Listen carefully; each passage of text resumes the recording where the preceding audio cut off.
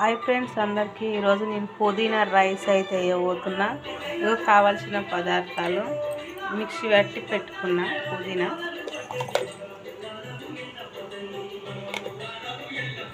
ఇవైతే రైస్ 2 గ్లాసులు రైస్, ఒక 2 టేబుల్ స్పూన్ ఆయిల్, జీలకర్ర, పచ్చిమిర్చి, బగారాకు, ఇవన్నీ ఆలుగడ్డ వేసుకున్నా. ఆలుగడ్డ, పచ్చి బఠానీ, ఆలుగడ్డ, ఉల్లిగడ్డ, ఒక టమాటా వేయాలి.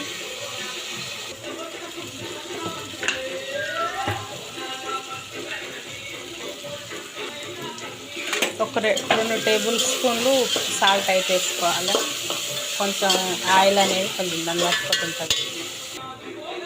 పుదీనా పేస్ట్ అయితే పోసుకున్నా, కొంచెం కొత్తిమీర వేసుకున్నా.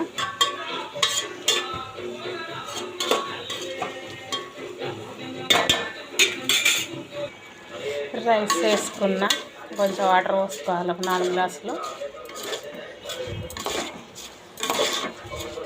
అట్లా కొద్దిసేపు పెడితే కొంచెం దానికి బియ్యానికి అనేది పడుతుంది.